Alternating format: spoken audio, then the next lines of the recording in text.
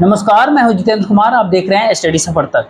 दोस्तों, पहले नरेंद्र मोदी बिलों के वापसी की एक के बाद एक लगातार कई बिल, चाहे वक्फ बोर्ड का बिल हो, चाहे ब्रॉडकास्ट बिल हो, चाहे फिर लिटरल एंट्री का मामला हो, उसकी वापसी हो, या और अब जो है बिल वापसी तो मान लिया विपक्ष के दबाव में कर लिया। ठीक है, कुछ अपने साथी ऐसे थे वही कुर्सी के टांग खींचने लगे तो उसके दबाव में बिल वापस लेना पड़ा। लेकिन अब सूची वापसी होने लगी।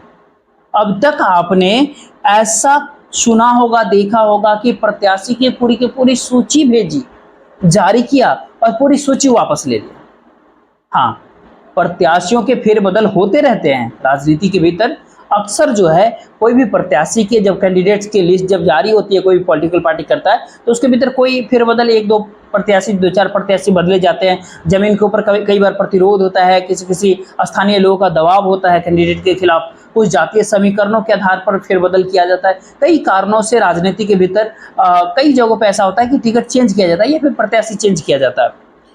लेकिन सवाल होता है कि पूरी की पूरी 44 की लिस्ट वापस हो जाना, तो ये बिल वापसी, लिस्ट वापसी, क्या नरेंद्र मोदी की घर वापसी के संकेत तो नहीं मिलने लगे यहाँ से?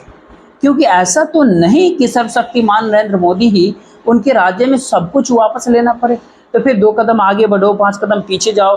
अब तो 5 कदम पीछे क्या, 2 कदम आगे बढ़ते तो फिर पीछे 20 कदम, 25 कदम जाना पड़ता है। आखिर ऐसी हाल नरेंद्र मोदी की इस दौर में क्यों हो गया और ये पूरा लिस्ट क्यों वापस लेना पड़ गया आज के दौर में?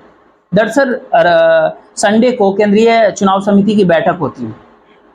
इस पूरे बैठक को लेकर के पहले से ही संभावना होती है कि इस बैठक के बाद 26 तारीख को, यानी आज के दिन, हरियाणा और जम्मू कश्मीर, इन दोनों राज्यों के भीतर सूची आ सकती है प्रत्याशियों की, कैंडिडेट की लिस्ट आ सकती है हरियाणा की। लेकिन हरियाणा के भीतर एक नया पेच फंस गया कि चुनाव की तारीख आगे बढ़ाने का, चुनाव टालने का। हरियाणा की हालत तो काफी भाजपा के लिए भयावह है। तो फिर इसी बीच में चुनाव जब टालने की बात होने लगी तो प्रत्याशियों के नामों का ऐलान भी टल गया। और चुनाव टलेंगे कि नहीं टलेंगे, ये कौन तय करता है? कोई आयोग तय करता है या कोई और व्यक्ति तय करता है? ये आपको भली बात ही मालूम होगा, अच्छे से पता है कि कौन तय करता है। खैर, बात करें जम्मू कश्मीर के चुनाव की, वहां 44 प्रत्याशियों की सूची आई तो 26 तारीख की सुबह सुबह, और कुछ ही घंटे बीते होंगे कि उसमें नाम परिवर्तन नहीं बल्कि पूरी लिस्ट ही वापस हो गई कि अब दोबारा से इसको सूची को जारी किया जाएगा। फजीहत देख लीजिए। आज पूरी सूची के वापस लिए जाने को लेकर के कुछ चर्चाएं लगातार शुरू हो गई कि आखिर क्या दबाव था, क्या कारण था, उस सूची के अंदर क्या था। दरअसल उस सूची के भीतर डॉक्टर निर्मल सिंह का नाम गायब होता। डॉक्टर निर्मल सिंह 2014 के भीतर वहां विधायक बने थे। निर्मल सिंह डिप्टी सीएम रहे हैं। निर्मल सिंह जम्मू कश्मीर के विधानसभा के भीतर स्पीकर रहे हैं और निर्मल सिंह का नाम गायब होता है। आगे इस वीडियो में अगले हिस्से में बहुत महत्वपूर्ण बातें होगी जो मन की बात नरेंद्र मोदी करते हैं। और मन की बात 24 घंटे में क्या होने लगा?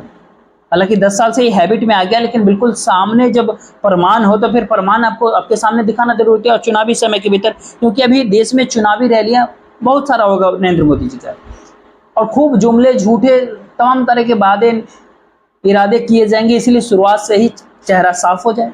मन की बात, उसके ऊपर कितना झूठ है वो सब सामने आना बहुत जरूरी है। ये इस पर भी बात करेंगे तो निर्मल सिंह का पत्ता साफ हो जाता है।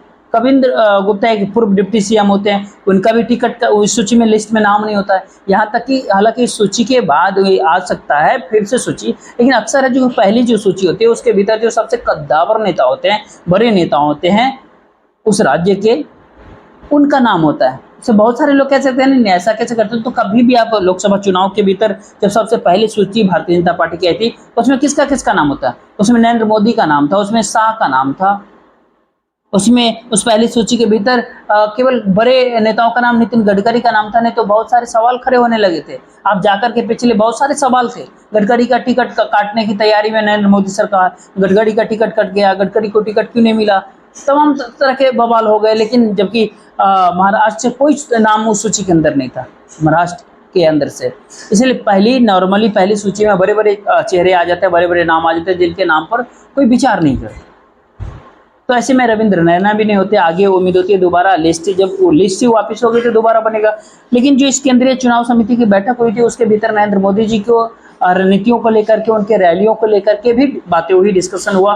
और कश्मीर के भीतर 1-2 रैली, मात्र 1 से 2 रैली रखी जाएगी नरेंद्र मोदी जी को, 1 हो या फिर 2 हो, लेकिन जम्मू के भीतर यही 8 से 10 रैलियां होंगी, 8 से 10 जम्मू के भीतर, क्योंकि संभावनाएं भारतीय जनता पार्टी को जो नजर आ रही है वो जम्मू के भीतर नजर है। 3 चरणों में चुनाव है, 18 सितंबर, 25 सितंबर और 1 अक्टूबर।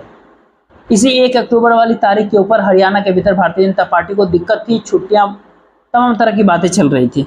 तो क्या जम्मू कश्मीर के भीतर 2 अक्टूबर नहीं होंगे? क्या 2 अक्टूबर संडे नहीं होगा जम्मू कश्मीर के भीतर? क्या तमाम सब तरह के सवाल उठने शुरू हो जाते हैं। लेकिन इस जो पूरे इस प्रकरण के भीतर सबसे भयंकर फजीहत ये होती है भारतीय जनता पार्टी की कि लिस्ट वापस करनी पड़ गई। लिस्ट वापस लेने के साथ साथ एक बात और जो थी, जो मन की बात, हम एक बात आपको बताते हैं कि मन की बात नरेंद्र मोदी जी ने मन की बात करते हैं। मन की बात में देखिए कि मतलब तमाम तरह की चीजें भास्कर पे आएगी। पीएम मोदी बोले परिवारवादी राजनीति नई प्रतिभाओं का दमन करती है। बिना पॉलिटिकल बैकग्राउंड के युवा नेताओं से लोकतंत्र मजबूत होगा। बिना पॉलिटिकल बैकग्राउंड के जो युवा नेता आएंगे वो लोकतंत्र मजबूत करेंगे, और परिवारवाद से राजनीतिक प्रतिभाओं के ऊपर दमन होता है। अब ऐसे में एक बात है कि एक बात आप समझिए इस चीज को, इस लिस्ट में नाम, एक नागोटा सीट होता है, वहां पर जितेंद्र सिंह मंत्री होते हैं, मालूम होगा। हाल ही में उन्होंने एक चिट्ठी लिखा था यूपीएससी को, जितेंद्र सिंह, जब लेटरल एंट्री की बात थी। यही जितेंद्र सिंह है, इनके भाई होते हैं देवेंद्र राणा जी। अब भाई साहब को टिकट कैसे नहीं मिलता? तो भाई साहब को नागोटा से उतारा गया। अब परिवारवाद प्रतिभाओं का दमन नहीं कर रहा है, ये मोदी कैबिनेट के मंत्री के भाई हैं, इसलिए। तो यही है कि मोदी है तो मुमकिन है, तो मोदी है तो कितना झूठ मुमकिन है, इसकी कोई लिमिट, कोई सीमा नहीं है, कोई नहीं। हरियाणा के भीतर भी अभी लिस्ट नहीं आया, आएगी तो उसमें देख लीजिएगा आप पलट के इसको देख लीजिएगा, मेरी वीडियो को, मन की बात सुन लीजिएगा नरेंद्र मोदी का जाकर के, कि परिवारवाद से क्या मजबूत होता है और क्या कमजोर होता है, कैसे दमन होता है। लेकिन हरियाणा के भीतर इस बार संघ भाजपा सबने, संघ और भारतीय जनता पार्टी सबने, कहते हैं कि सब घुटने टेक दिए कि जितना परिवारवादी लोग हैं सबको टिकट किसी तरीके से जीत लो। इतनी लंबी लिस्ट है परिवारों के, लिस्ट तो मैं आपको बता ही देता हूँ 1-2 नाम कि जैसे रविंद्रजीत सिंह की बेटी आरती राव टिकट के लिए लाइन में है हरियाणा में, और यहाँ तक है कि टिकट तो 2 चुनाव तो लड़ेंगे, मतलब कभी उनका टिकट भी पक्का माना जा रहा है। कृष्ण पाल जो एक खबर आई थी कि ये सब टिकट पक्के माने जा रहे हैं। फरीदाबाद से सांसद एक गुर्जर साहब हैं, उनके बेटे हैं देवेंद्र चौधरी, पहले से डिप्टी मेयर है वो।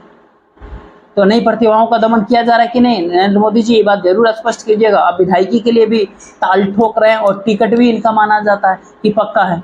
तो जो बातचीत वहां से निकल करके, जो खबरें निकल के आई, कुरुक्षेत्र के भीतर नवीन जिंदल हैं, उनके माता जी हैं सावित्री जिंदल, वहां पर मंत्री को ही निपटा करके जिंदल जी की माता जी को टिकट देने की तैयारी शुरू हो गई है। फिर डिप्टी स्पीकर को शायद निपटा करके, शायद डिप्टी स्पीकर को। इसके बाद भिवानी मैनगढ़ के अंदर चौधरी धर्मवीर है, उनके बेटे मोहित चौधरी है, उनको टिकट देने की तैयारी है। उसके बाद कुलदीप बिश्नोई होते हैं, अब उनको अभी की एक खबर होती है कि बिश्नोई जी 3 सीट मांग रहे हैं कि मेरे कोटे में 3 सीट दिया जाए। एक अपने बेटे के लिए मांग रहे हैं, एक अपने भाई के लिए, और एक कोई और दोस्त हैं, वो 3 सीट, मीडिया रिपोर्ट के अंदर एक खबर चली है कि 3 सीटें के बिश्नोई जी डिमांड कर रहे हैं। इसके बाद किरण चौधरी के ऊपर बात करें, किरण चौधरी परिवारवाद की ही तो उपज है। चाहे कुलदीप बिश्नोई क्या कर रहे हैं, खुद वो परिवार के उपज है। कुलदीप बिश्नोई भजन लाल के बेटे होते हैं। भजन लाल के बेटे यदि नहीं होते तो फिर कहाँ पे होते हो? क्या नई प्रतिभाओं का दमन इनको बिश्नोई जी को ला करके नहीं कर रहे हैं? परिवारवाद का पोषण नहीं कर रहे हैं? किरण चौधरी बंसीलाल की बहू होती हैं, परिवारवाद नहीं दिख रहा है, और किरण चौधरी बंसीलाल की बहू होती हैं और वो राज्यसभा पहुंची हैं, और स्मृति चौधरी बेटी जो होते हैं, उनकी बेटी जो होते हैं, उनको विधानसभा में बैठाने की तैयारी है, टिकट देने की तैयारी होती है। ज्ञानचंद्र गुप्ता स्पीकर होते हैं, भांजा अमित गुप्ता उसके लिए टिकट की तैयारी चल रही है।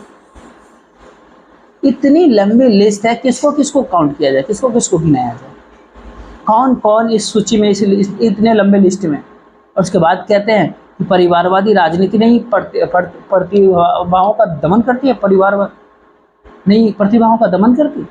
ये लगातार वापसी का जो सिलसिला नरेंद्र मोदी का चल पड़ा है, जो आगाज हुआ है, इसका अंजाम क्या नरेंद्र मोदी की घर वापसी से होगा क्या? तमाम सारे सवाल है। आखिर क्या क्या हुआ वापस, वक्फ बोर्ड का मुद्दा, लिटरल एंट्री, मोदी है तो मुमकिन है, एक अकेला सब पे भारी, कहाँ गया ये सब? मोदी के अच्छे दिन तो पता नहीं, मोदी अच्छे दिन ला नहीं पाए, लेकिन मोदी के बुरे दिन जरूर आ गए 2024 के लोकसभा चुनाव के परिणाम के बाद से। बिलों की वापसी, सूची की वापसी, आगे देखते रहिए कब होगी घर वापसी। बाकी इस वीडियो को ज़्यादा से ज़्यादा लोगों तक शेयर कर दीजिए, वीडियो को लाइक कर लीजिए, चैनल को सब्सक्राइब जरूर कीजिएगा। जय हिंद।